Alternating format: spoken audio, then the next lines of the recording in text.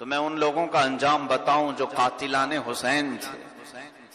سیدنا امام علی مقام سید الشہداء امام حسین اعظم رضی اللہ تعالیٰ عنہ کے سامنے جو مقابل کی حیثیت سے آئے، یزیدیوں کا 22,000 کا لشکر جرار جو نہتے آل رسول کے ساتھ مقابلہ کیا.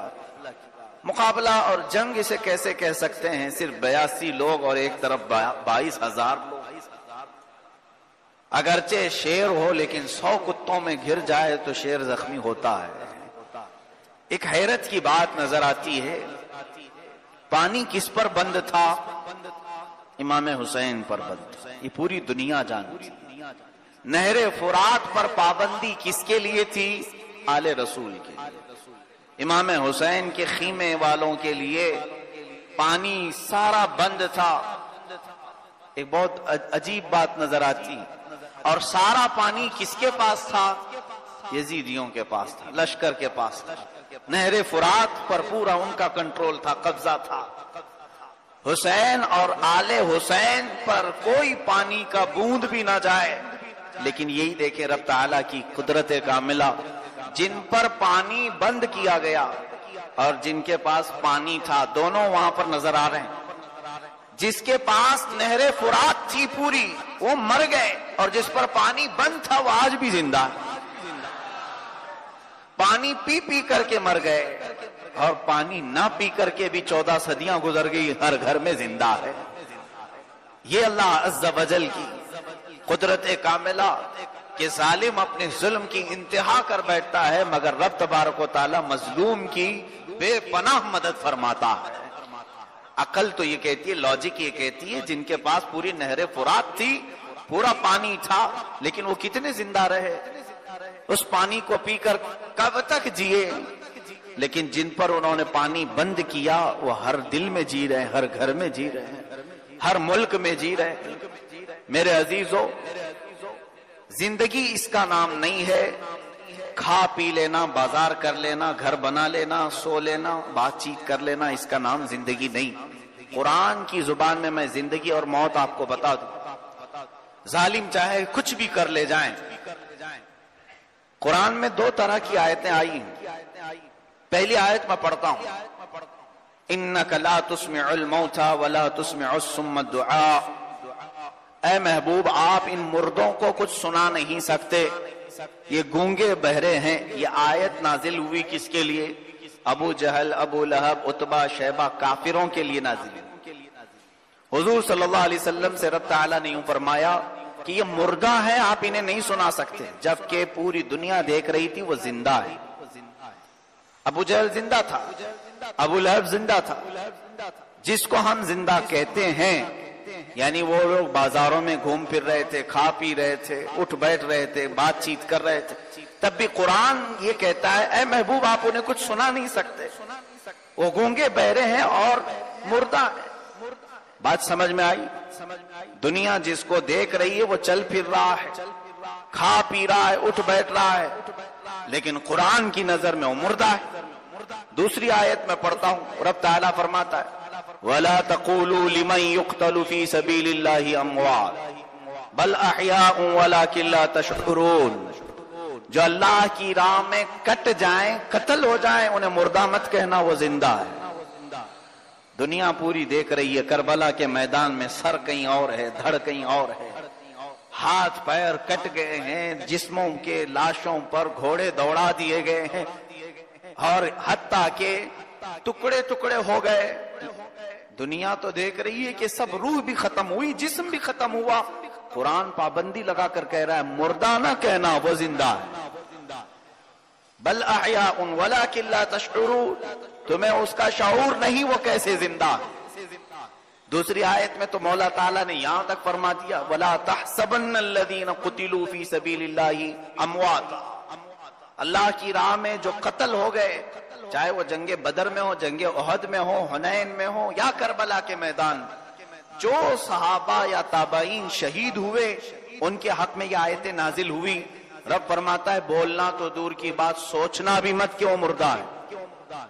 لا تحسبن الذین، یہ عربی کا قاعدہ ہے، جب نون تاکید کے ساتھ یہ بات آتی ہے تو اللہ تعالیٰ تاکید کے ساتھ یوں فرما رہا ہے کبھی بھی نہ سوچنا، ہرگز نہ سوچنا کہ وہ مردہ ہیں، بل احیاء عند ربہم یرزقون۔ آگے ایک اور بھی بات کا ازالہ فرما دیا رب نے، وہ زندہ بھی ہیں اور ان کے رب کے پاس سے انہیں رزق بھی دیا جا رہا ہے۔ اب رزق کا مطلب یہ ہو گیا کہ پھر جیسے کھاتا پیتا ہے آدمی۔ اب یہاں آپ کی لاجک کیا کہتی ہے؟ جو کھا پی رہا ہے، چل پھر رہا ہے، آپ تو اس کو زندہ کہتے ہیں، اور جو کٹ گیا اسے مردہ کہتے ہیں۔ لیکن قرآن میں بالکل برعکس معاملہ بالکل الگ آیا۔ قرآن زندوں کو مردہ کہہ رہا ہے اور جو کٹ گئے میدان جہاد میں ان کو زندہ کہہ رہا ہے۔ قرآن کی زبان میں موت اور حیات کا مطلب یہ نہیں چلنا پھرنا، بلکہ جس کے سینے میں عشق رسول ہے وہ کٹ کر کے بھی زندہ ہے، اور جس کے دل میں ایمان نہیں وہ جی کر کے بھی مردہ ہے۔ موت اور حیات ایمان کے ہونے کا، عشق مصطفیٰ کے ہونے کا نام ہے۔ اسی لیے میرے عزیزو، سیدنا امام علی مقام رضی اللہ تعالیٰ عنہ کو آج تک کوئی مردہ نہیں کہتا۔ امام حسین کے قتل کو بھی یوں کہا جاتا ہے قتل حسین اصل میں مرگ یزید۔ حسین اعظم کا قتل بھی جو ہے یزید کی موت ہے، اور صرف ایک حسین کے قتل ہونے سے اسلام پورا زندہ ہوتا ہے ہر کربلا کے بعد۔ میرے عزیزو، ظالم کی ہاتھ اور پنجے جتنے بھی دراز ہو جائیں، اب حالات کی طرف میں آتے ہوئے یوں عرض کروں، ایک کربلا، ایک حسین اور ایک یزید، کیا یہ کہانی کے کچھ رول ہیں جس کو ہم سمجھتے ہیں؟ بلکہ اللہ عز و جل کی طرف سے آنے والے پیغمبران اعظام، اولیاء کاملین قیامت تک کے لیے عبرت بن کر کے آتے ہیں، وہ صرف اپنی دنیاوی زندگی کے لیے نہیں۔ حضرت نوح علیہ السلام کا معاملہ جو کچھ بھی ہوا ان کی قوم کے ساتھ تو تاریخ کے اوراق میں ختم ہو جانا چاہیے تھا، لیکن قرآن میں اللہ نے بیان فرمایا اس لیے کہ اس قوم کے ساتھ جو کچھ بھی ہوا تم اس سے سیکھو۔ یہ اللہ کا قانون ہے کہ اپنے پاسٹ سے، اپنے ماضی سے سیکھ کر اپنی مستقبل کی اینٹیں رکھو، اور جو اپنے ماضی کو بھول گیا وہ اپنا مستقبل بھی ڈارک کر لیتا ہے، اندھیرا کر لیتا ہے۔ اب ہماری تاریخ میں ایک کربلا ہے، ہماری تاریخ میں ایک حسین ہے، اور تاریخ کے چہرے میں حسین کے مقابل میں آنے والا غلیظ چہرہ پلید یزید کا ہے۔ یہ تاریخ کا کوئی ایک رول ماڈل نہیں، بلکہ یہ قیامت تک ہوتا رہے گا، دہرایا جاتا رہے۔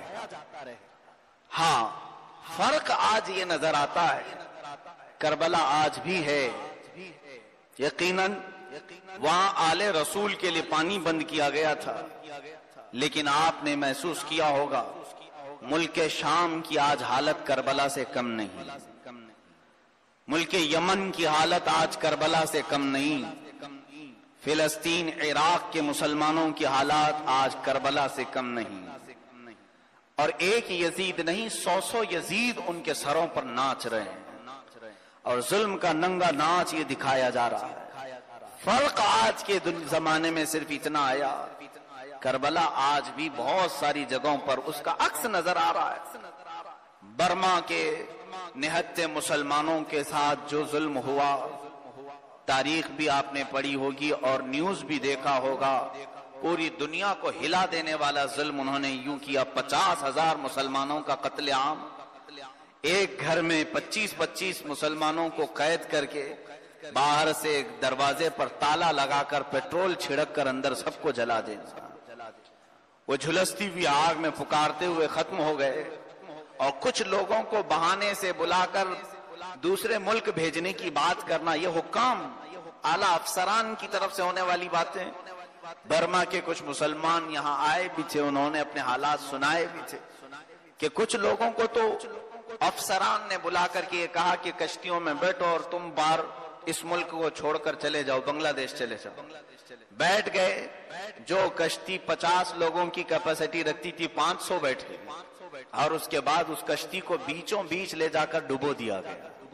بچے، عورتیں، بوڑھے، بوڑھیاں سب اس سمندر کے اندر غرق ہو گئی۔ اور ان کی تعداد کا آج تک پتہ ہی نہیں کہ کتنے سمندر میں ڈبوئے گئے، حتیٰ کہ لوگ کشتی پر بھی بھروسہ کرنا چھوڑ چکے۔ یہ تمام حالات برما کے مسلمانوں کے ساتھ، ملک شام میں تو ایسے حالات تھے۔ اللہ اکبر، ایک میسج وہاں کے ایک بچے کا پڑھ کر میری آنکھیں باہر آ گئی۔ چھوٹا سا 9 سال کا بچہ، گھر لٹ گیا ہے، اس کے گھر سے دھواں اٹھ رہا ہے، سب جل گئے، بمباری میں تباہ ہوئے۔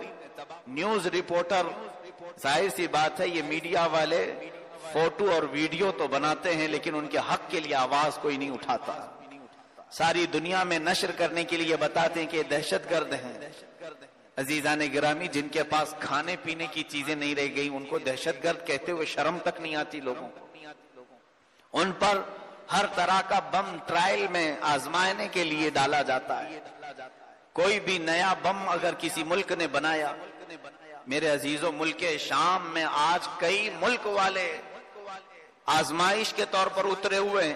امریکہ ہے، یورپ کی کئی کنٹریز ہیں، رشیا الگ اترا ہے، ایران الگ گھسا ہوا ہے، سب ممالک گھسے ہوئے ہیں۔ وہاں کوئی قانون نہیں، اندھا قانون، اور سب اپنے اپنے میدان میں کچھ بم ڈال کر ٹرائی کرتے ہیں، دیکھیں یہ کام کتنا کرتا ہے۔ اور اس میں چاہے جتنے بھی بچے شہید ہو جائیں، جتنی ماؤں کے پردے اجڑ جائیں، اس سے ان کو کوئی واسطہ نہیں۔ یہ کئی سالوں سے یہ ننگا ناچ چل رہا ہے ظلم کا۔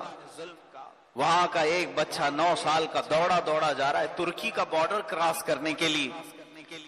میڈیا رپورٹر ایک خاتون قریب کیمرہ لے کر کے اس کے پاس آتی ہے اور اس سے پوچھنے کے لیے، ایسے حالات میں بھی انٹرویو کے لیے، وہ اپنی بغل میں کوئی چیز دبائے ہوئے بھاگ رہا تھا چھپا کر کے، اس کو پکڑ کر کے روکا۔ نیوز رپورٹر نے، کہاں بھاگ رہے ہو اور ہاتھ میں کیا لیے جا رہے ہو؟ گھر چھوٹا ہے، رشتہ دار چھوٹے ہیں، کچھ بھی نہیں ہے، اور سامان کچھ تو ہونا چاہیے جب ہجرت کر رہا ہے، اپنا ملک چھوڑ کر بھاگ رہا ہے۔ وہ ایک تھیلی میں بکچے میں کچھ دبائے ہوئے لے کر بھاگ رہا تھا۔ وہ نیوز رپورٹر نے اسے روکا اور پوچھا کہاں جا رہے ہو؟ کہا ترکی بارڈر کراس کر رہا ہوں، جا رہا ہوں، ملک شام کو الوداع کہہ رہا ہوں۔ کہا کیا لے جا رہے ہو یہاں سے؟ کہا نہیں بتاؤں، بتانے والی چیز نہیں ہے۔ اس نے چھین کر کے اس کے بیگ میں سے کچھ چیزیں نکالی تو خون میں لت پت کپڑے تھے۔ اس بچے نے کہا یہ میرے بابا کے کپڑے ہیں، یہ میرے باپ کے کپڑے ہیں، تاکہ زندگی میں میں اپنے باپ کے خون والے کپڑوں کو دیکھ کر یاد تو کروں، اور سوائے ملک شام میں مجھے ان کپڑوں کے اور کچھ ملا نہیں تو کیا لے کے جاتا۔ ظلم کی ایسی چکی میں وہ پس رہے مسلمان۔ ہاں، فرق صرف اتنا ہے میرے عزیزوں، کربلا کے یہ عکس آج بھی جگہ جگہ نظر آتے ہیں لیکن حسین کہیں نظر نہیں آتا۔ یزید ہر نکڑ پر کھڑا ہے، ہر گلی پر کوئی نہ کوئی یزید تماشائی بنا ہوا ہے، لیکن حسین کا دور دور تک پتہ نہیں۔ کیا آپ سمجھتے ہیں وہ حسین اعظم جو کربلا میں آئے تھے آسمان سے اترے تھے؟ کیا زمین نے انہیں نکالا تھا یا سمندر سے بہ کر کے آئے تھے؟ میرے عزیزوں، اس حسین کو پیدا کرنے کے لیے فاطمہ کی گود کی ضرورت ہوگی، حیدر کرار کی تربیت کی ضرورت ہوگی۔ ہم میں جب کوئی عورت فاطمہ بننا ہی نہیں چاہتی تو حسین آئے گا کہاں سے؟ حیدر کرار کے جب سجدے ہوں گے ہی نہیں تو حسین کیسے پیدا ہو؟ انتظار حسین کا تو ہر ایک کو ہے، لیکن ہم میں سے کسی بھی خاتون کو فاطمہ بننے کا شوق کیوں نہیں؟ کہاں سے حسین پیدا ہوں گے؟ آسمان سے یا زمین سے؟ گھروں کی حالات تبدیل کرو، یقیناً آج بھی مولا حسین کے غلام پیدا ہوں گے۔ گود کو پاک کرو، اپنی بچیوں کی صحیح اچھی تربیت کرو۔ خواتین کو جس انداز سے آج آوارہ ہم نے چھوڑ رکھا ہے، لگتا نہیں کہ یہ مسلمان گھروں کی بچیاں ہیں۔ کبھی ایسا محسوس نہیں ہوتا کہ ان کے زیب و زینت کو دیکھ کر اللہ کی پناہ اس شہر عیاش میں ہم نے تو دیکھا مسلمان گھر کی بچیاں ایسے نکلتی ہیں جیسے رات کی عورتیں اپنے کاروبار کے لیے نکلتی ہیں۔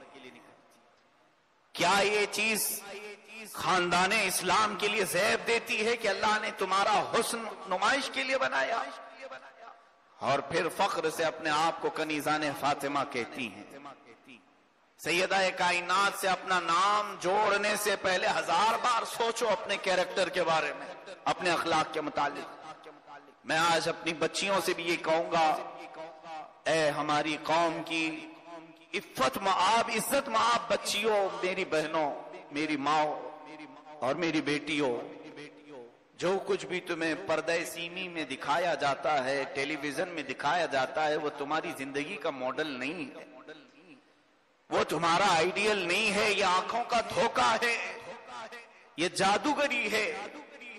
مجھے آپ یہ بتائیں کہ آپ راستہ چلتے ہوئے کبھی کسی کرتب دکھانے والے کو تو دیکھا ہوگا جو ڈمرو بجا کر کے جادو کے کچھ کھیل دکھاتا ہے، سانپ والا آتا ہے، کبھی کسی بچی کو لٹاتا ہے اور اس کی گردن الگ کرتا، ہوتا ہی نہیں۔ بچپن میں ہم نے بہت ساری جگہوں پر ایسی چیزیں ہوتے ہوئے دیکھی، بھیڑ لگ جاتی ہے دیکھنے کی۔ لیکن مجھے یہ بتاؤ، دیکھنے والے تماشا سمجھ کر کے دیکھتے ہیں، کیا گھر میں آ کر کے تم بھی ڈمرو بجا کر اپنے بچوں کو اس طرح الگ کرتے ہو؟ کیا کوئی آپ بھی سانپ لا کر کے اپنے گھر میں اسی طرح کا کھیل دکھاتے ہو؟ ہاں ٹھیک ہے، انٹرٹینمنٹ کے لیے آپ نے اس جادوگر کے کرتب کو دیکھا، نظر بندی کو دیکھا، چل پڑے آگے، لیکن اس کو عمل کر کے دکھانے کی کوئی ہمت نہیں کرتا۔ صحیح بات ہے، آپ اتنے بیوقوف نہیں ہیں کہ وہ سارے عمل اپنے گھر میں کریں گے۔ یہی جادوگری اور یہی کرتب اور یہی ڈمرو کا ایک نیا نام ٹیلی ویژن ہے۔ فلمی دنیا یا سیریل کی دنیا یہ جادوگری ہے۔ جس طرح سڑک چھاپ آدمی ڈھول بجا کر کے تمہیں اپنے کرتب دکھاتا تھا، اس میں تھوڑی ترقی ہو گئی اور انہوں نے اس کو میڈیا کے راستے سے تمہیں نظر بندی دکھانی شروع کی۔ لیکن فرق یہ ہوا کہ راستے پر جو کرتب دکھاتا تھا اسے کوئی اپنے گھر میں عمل نہیں کرتا تھا، لیکن ٹیلی ویژن میں جو کچھ دکھایا جاتا ہے ہمارے بچے اور بچیاں عمل کرنے کی کوشش میں لگ گئے۔ ان جادوگروں کے حالات کو دیکھ کر ان کے سٹائل اپنانا شروع کر دیا، ان جہنمیوں کے اعمال و اخلاق کو اپنانا شروع کر دیا۔ اے میرے عزیزو، ظلم کی آج جو دنیا اس قدر دعوت دے رہی ہے دوسروں کو ہم پر ظلم کرنے کی، ساری قومیں ایک جگہ جمع ہو رہی ہیں، کفر اور شرک متحد ہو رہے ہیں، اور سب کا ٹارگٹ صرف اسلام، صرف اسلام، صرف اسلام۔ وجہ تو کچھ ہوگی نا، صرف یوں ہی اللہ تبارک و تعالیٰ ان کو ہمارے اوپر حکمرانی کا موقع نہیں دیتا، بلکہ احادیث کی روشنی میں یہ ملتا ہے، جس وقت امت مسلمہ اس نقطے کو چھوڑ دے گی جس نقطے پر مولا نے تمہیں جمع کیا تھا، تو پھر رب تبارک و تعالیٰ کفار و مشرکین کو ایک نقطے پر جمع کرے گا اور تمہارے سروں پر انہیں مسلط کر دے گا۔